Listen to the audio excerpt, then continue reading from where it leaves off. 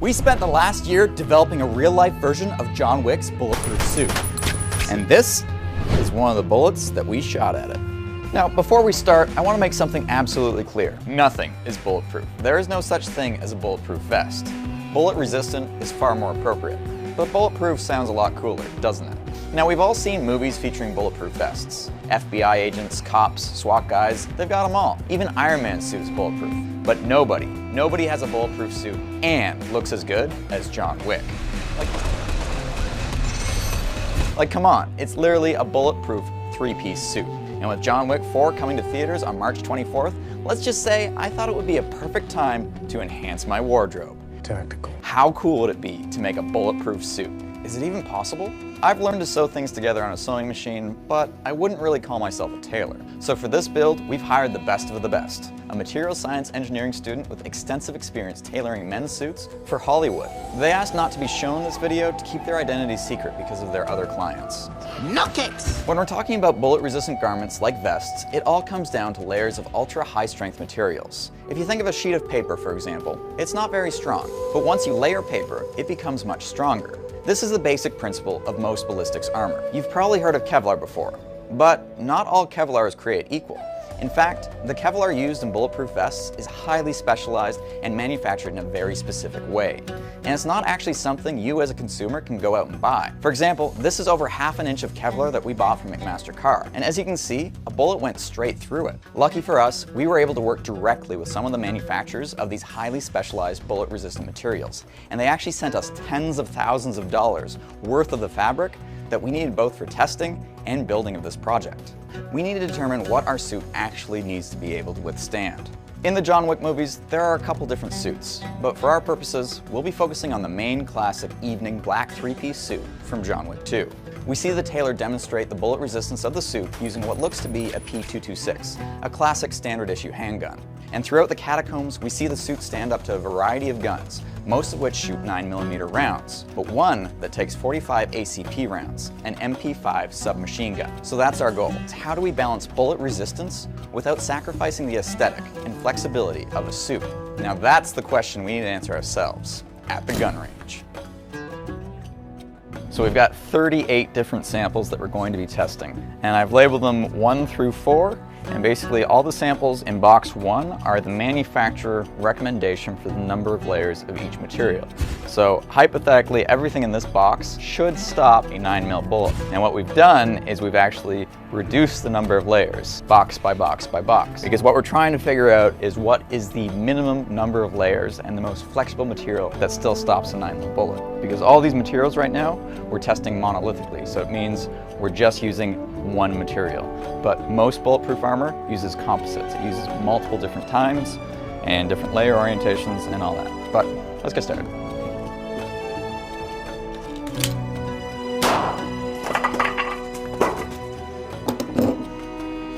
I guess our stand is well, it's a good thing we're only testing one at a time. Okay, we got a fail here. As fun as that was, our very first shot revealed a very big problem.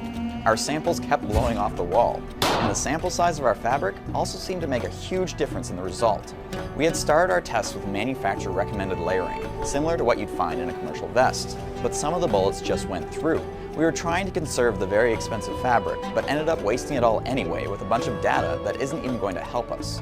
So we looked into the NIJ armor standards and made our new samples 15 by 15 inches, the size they recommend for testing. We also revised our test stand to hold the samples better. This time, we're only going to be using the vector, since if it stops the vector, it'll stop the P226. We've also upgraded the elastic so the samples are held a bit better, which hopefully means we'll be able to shoot it multiple times without having to mess around with the sample at all. And the reason we want to get 2 hits in is the problem is if you only shoot the sample once, it could be a fluke. So just because it stops a bullet once doesn't mean it's bulletproof. That's pretty deep inside of me. There's the bullet. It did stop it. The more pancaked the bullet, the better the armor's done. Because as you can see, this one's less pancaked, and it almost made it through. This is my favorite material. The bullet never makes it through the front layer. 60 passed, 39 passed, 43 passed. Interesting. Woven failed. It was on the seam. I don't like those odds. Oh, 58, still passed. And yes, the quilted failed. So I'm confident. Full failure at 16 layers, and 17 is pushing it. 65, pass, 44, pass. But the white materials all have massive backface deformation. If we held this super taut somehow, the bullet would probably punch right through. Energy is being absorbed as this is being taken into the foam. So it's slowing down, and that's why it stops the bullet. If I wore this with a string around my neck and you shot me, I'm dead. Pass, pass. We've realized our testing method is flawed because this is not a pass. Once again, the data we collected wasn't very useful. We were getting passes from samples that probably should have failed. We needed a better human analog than pink foam. We decided to use oil-based clay. Again, what the NIJ standard actually recommends. Serves me right for trying to cut corners to speed up testing. Using the clay will also allow us to measure the backface deformation accurately, or the depth at which the bullet is stopped. Backface deformation is the reason you still break ribs, even when you're wearing a bulletproof vest. With this updated test procedure, we went back to the range and got our data for the monolithic testing. It's time to start testing the composites. We learned a lot from these samples, but the tricky part is putting it into a suit. How are we going to create the ultimate bullet-resistant composite? To offer the most protection, you need plate armor. This is what can stop rifle rounds. Once you drop to level 3A, now we're into soft armors. This is what most bulletproof vests are made of. But as you can see, it's still pretty thick and it's probably not going to fit in a fine-tailored suit. So we're going to have to look at level 2 and below. These level 2 samples are recommended from the manufacturer and are quite thin.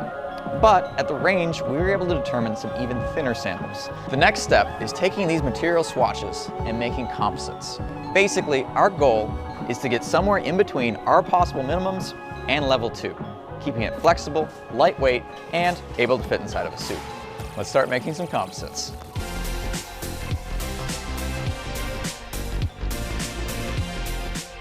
The front layer is going to stop the bullet, and the back layer is going to help reduce backface deformation. I was told that making armor is almost as much as an art as a science, so I don't think I need this. I'm just gonna try and make it look as cool as possible. When we went to the gun range, one material in particular stood out to me, and that was the woven Kevlar. It actually stopped the bullet in the first layer. Even cooler still, it left the woven pattern on the bullet. So let's try making a few samples with this as the top layer. Which one will come out on top? I have no idea. Have you ever Googled your name and were shocked to see your personal information exposed? If you haven't, do it right now. You might be disturbed by what you find. This information is available for anyone to find, including spammers and robocallers, all thanks to data brokers. So if you don't want your personal information being exposed and sold, then let me tell you about today's video sponsor, Aura. Aura is a powerful tool that can help keep your data safe and secure. Aura works hard to identify data brokers who profit by selling your information and will automatically submit opt-out requests on your behalf. If you're still not convinced, Aura also monitors your passwords and social security number to see if they were involved in any data breaches and exposed on the dark web. If Aura finds any of this sensitive information, it will give you recommendations on how to secure it before someone attempts to steal your identity. With Aura, all adult members included in your plan are each protected by a $1 million insurance policy that covers eligible losses and fees resulting from identity theft. Aura's app also features a VPN, password manager, fraud monitoring, internet parental controls, and protects your devices from malware. Aura has almost every internet safety tool you'll ever need, all inside just one app. You can use my link, aura.com/hacksmith, to try 2 weeks for free. You won't believe how much exposed information you'll find in those 2 weeks. Let Aura keep you safe. To set the baseline for our new testing method, we're using a level 3A vest that we've taken apart and put on top of the clay. So let's see how it does.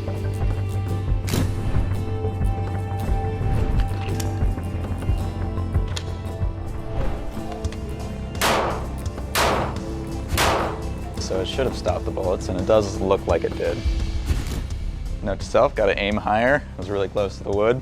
Looks like maybe 10, 15 millimeter backface deformation. Success is 44 millimeters or less. This one almost looks like it did go through, but I don't see a bullet there. I would say that's a successful test. So when we actually measure the backface deformation, you're gonna have to pick a reference point, because look how much it bulges out from there. Stopped them all though. It might even be under 44 millimeters.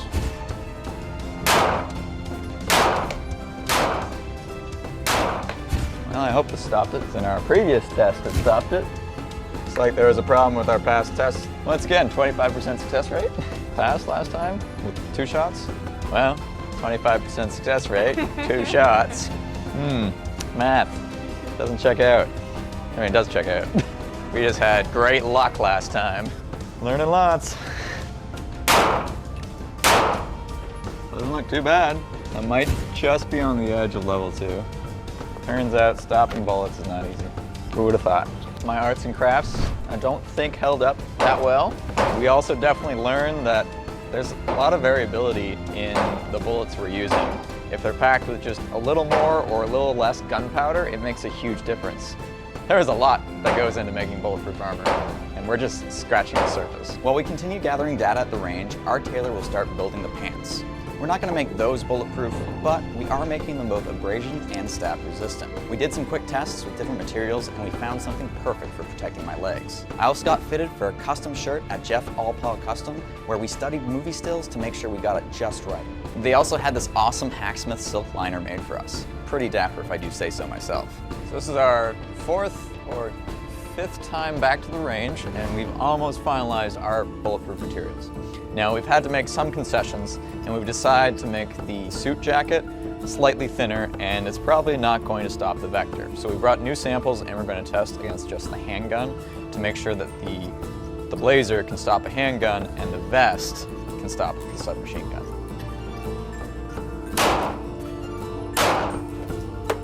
That's what I like to see.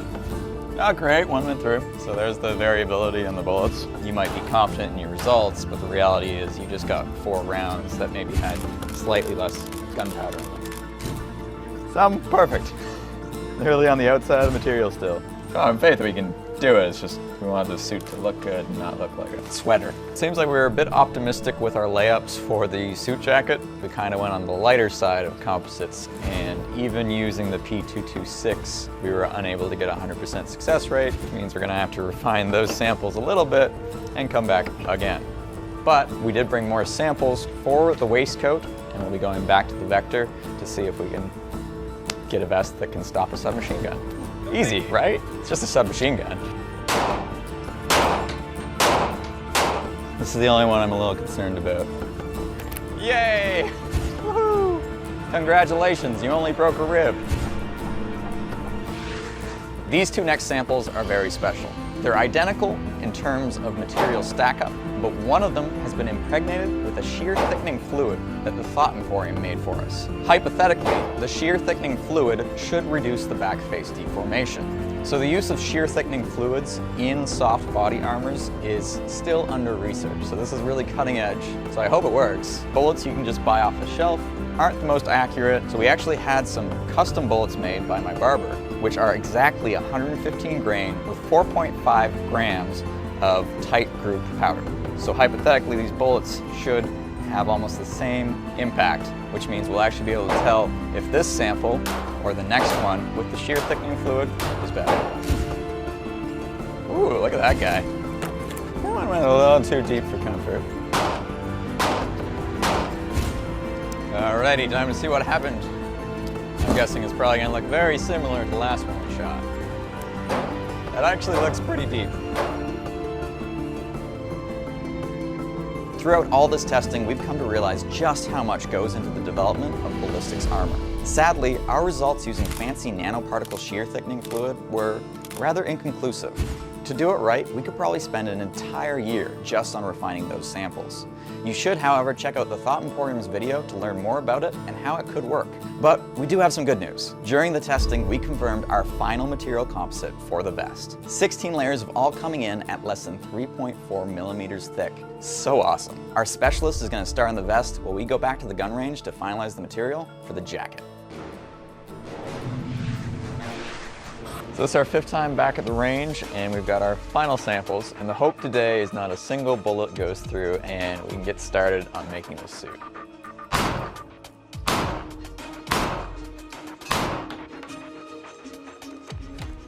One went through. You can really see like the Dyneema actually like handkerchiefed through the Kevlar.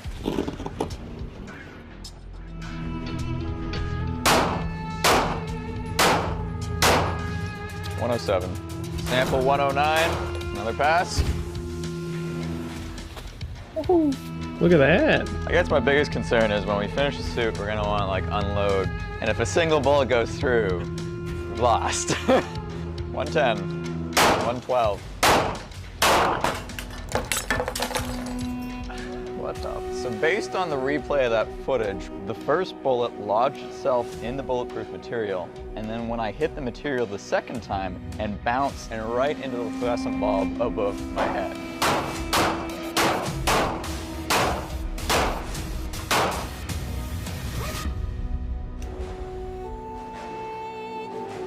I never thought I'd say it, but I'm getting tired of going to the gun range. We set out to build a lightweight but durable bulletproof John Wick suit, and it took way longer than expected. But I think we've determined our winning material. The jacket is about 20 layers of a special Kevlar, with every second layer cut at a 45-degree angle. This means we can finally start assembling the full suit.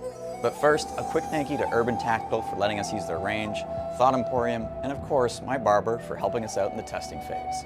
Now, let's make this suit. If you want to help support the channel and own a piece of Hacksmith history, check out hacksmith.store. We've got a whole bunch of souvenirs from this project, including a sample of the material used in the vest with a squished bullet and a continental coin. Check it out at hacksmith.store.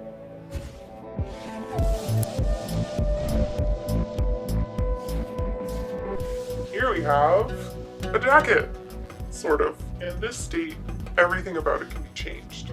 And that's important for me because I don't know how the bullet-resistant panels and the wool are going to work together. We've got mock-up sleeves, we've got a mock-up collar, all of this white stitching is temporary and will be removed eventually, and we've added a lot of room in the seam allowances to make sure any adjustments can be made when we get it on James. This is a foam mock-up of the bullet-resistant panels. Now in the real suit, it's going to go between the fabric and the lining. But what this one is going to do is it's just going to sit under my mock-up and simulate the thickness of the panel so that we can get a really good fit on James. So these are your trousers. I hope you're wearing Hacksmith underwear. This is your shirt.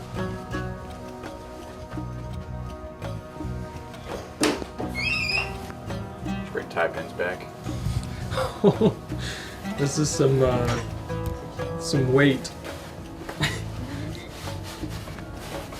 Ta-da! Looks just like the movie, right? It doesn't look bulky. I was expecting it to look a lot more bulky. This is why I have spent hours and hours agonizing over the pattern on the dress form. The suit's definitely a bit thicker than the one in the movie, but obviously the one in the movie isn't real at all. But I'm pretty excited to see this thing lit up with some bullets and hopefully stop those bullets. So we learned a lot of great stuff from the fitting. We're gonna nip it in the waist so that James looks super nice. And we also need to make some adjustments so that the wool and the bullet resistant layers match up so that Charles can take it, adjust them in software, and get those cut on the laser cutter. We've got the bullet resistant layers all sewn up together. I'm a little worried about how the Kevlar is gonna interact with the wool. So that's something that is still a concern. Because of how thick it is, I'm having to use some very unusual methods. Well, I want there to be no wrinkles, right? I want it to lie as smoothly as it's lying right now. You know, I don't know if that's going to be possible with just Kevlar. Well, you can just do your best, right? Yeah, like I've been trying to think through all the steps, trying to like make sure every step is moving towards it having a nice shape, kind of struggling with where the line is of good enough. It's interesting because we're battling like functionality with style, which a lot of our projects are all function, no look, or all look, no function. This, we need both. Yeah, there's a balance to be met, as with all things. But 100% on both, or like could we do like 75% on No, both? you can never get 100% on both. That's not an option. You always need to compromise. Yeah. And the compromise right from the get-go is we're putting like a 1/4 inch of plastic inside of clothing. There's only so much you can do. Yeah. And even then, you need to remember 99.95% of other people have nothing even remotely similar in experience and look at it and go, oh damn, it's a suit jacket, but it's got bulletproof material. Holy this is awesome. Yeah, whereas I'm seeing like every single mistake. It's pull the trigger time. John Wick, it's a John Wick joke. crazy is it? This jacket will be done tomorrow. So that's 4 pounds of Kevlar you're wearing. It looks good. Yeah, that's a suit. You just look really buff. Charles, punch me. Not with the scissors. No. No. Good afternoon, Mr. Wick. It's been a long time. Tell me, Mr. Wick, is this a formal event or a social affair? Social. And is this for day or evening? I need one for day and one for night. And what style? Italian. How many buttons? 2. Trousers? Tapered. How about the lining? Tactical.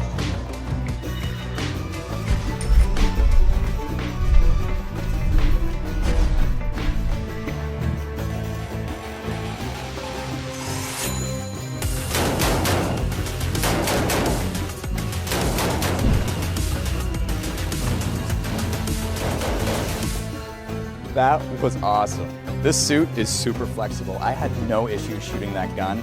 And honestly, it just feels like a bit of a thicker, heavier suit. It does not feel like I'm wearing a bulletproof vest, but I do feel like super safe in it. And the mobility, like I can run around and be John Wick in this suit, like no problem. I think it's safe to say we definitely achieved that goal. But the biggest goal was making a bulletproof suit. So after almost a year of hard work, it's time to shoot this thing.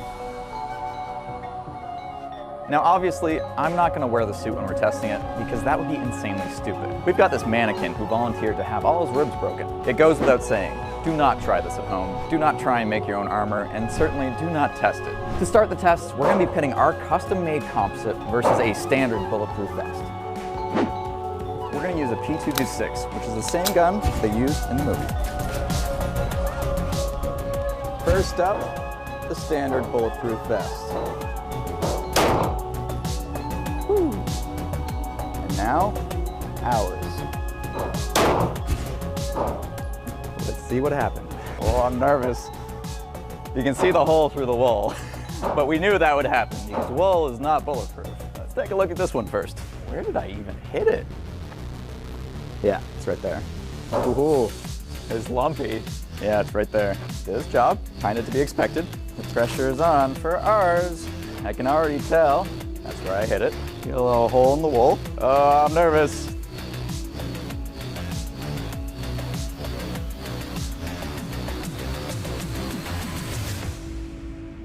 Did you guys not button up his shirt? What is this, amateur hour? Oh, I don't feel anything. The hole is right here. There is no hole here. I can feel a bit of a lump. We did it. It stopped a 9mm round. Oh no, it's tie! I knew we should have made the tie bulletproof. And I can feel the bullet, it's right there. That feels like it didn't even go through many layers, actually. It looks like it got through 2 layers. Ta-da! Full metal jacket, 9mm round, mushroomed like crazy. Worked? Woo! Spent a year building a bulletproof suit, and it stopped a bullet. Let's zip him back up. We're not done with you yet, buddy. Let's ramp it up a little bit. I'm gonna send 3 more downrange into each vest. Going on to ours.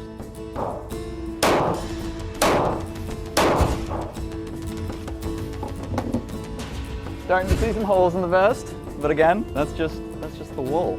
We'll check this guy first. Oh, you can start seeing the holes here too now. It worked. I don't know what you're expecting. It is a bulletproof vest. And remember, we made the vest bulletproof and the suit jacket. So together, they're even more bullet resistant. We are good. Still nothing. That's not even that much damage to the mannequin. It's literally like just a little deformation. That is surprising. 3 bullets, 0 holes. It's hard to see, but there's no holes there. The vest is performing better than expected. But you might be wondering, what happens if John Wick's running for cover? Well, don't worry, we armored the back too. Look at that grouping. Right there, and right there. Nothing. Just my sweaty shirt from earlier. So there was one right here-ish, there was one right here-ish, and there's one down here. And as you can see, no exit wounds. This is awesome. We gotta pull out the bigger gun. This is super promising, but we've only tested with 9 mils. Now remember, a 45 caliber actually has a lower impact velocity than a 9 mil. So based on this testing, it should be able to stop 45 cal as well. But let's ramp it up. We're going to use this vector. It's the Canadian equivalent to an MP5, which is what they used in the movie Against John. Man, it sounds weird calling John Wick, John. Mr. Wick. Yeah, not really. And ours. Looks like it's moved more. Ooh! The vest is pushed into the mannequin right here. That did some serious damage to the mannequin. There's 1 bullet. There's 2 bullets. I think we're good. Ta-da! It is leaving marks in the dress shirt though. And I can feel a nice little bruise on the mannequin. It's looking pretty damn good. But this is a submachine gun. So let's use it like a submachine gun. Now we've put the suit jacket onto ours, but first I'm gonna shoot the store-bought vest to see how it holds up against a barrage of bullets.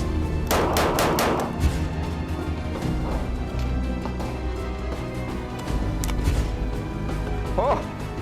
Oh! That doesn't look good. Oh! That doesn't look good at all! Oh my God! She dead. Are you nervous?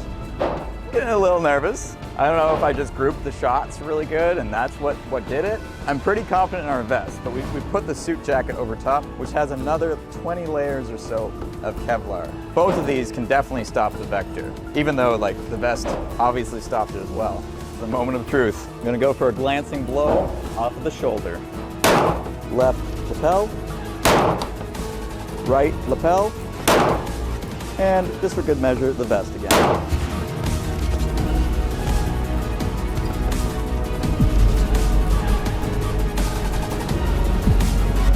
Ooh, we definitely ripped the seam. Let's look at this one first. Ha-ha! Suit jacket succeeded. The bullet is here. It feels like it's only through like maybe a layer or 2 of Kevlar. You can see the fabric has shifted in there. Hole is there. Let's check for an exit wound. No, it doesn't look like it made it through the suit. So it's somewhere inside of the suit because it didn't go through the liner. Well, it's not in the mannequin.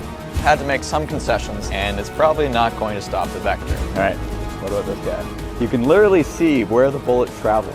So it skipped up the Kevlar here, and I can feel it's all bundled back, and like the Kevlar is like parachuted around the bullet, catching it. And there's no hole here, but I put 1 more shot into the vest. Risky, I know, because we already proved the vest worked.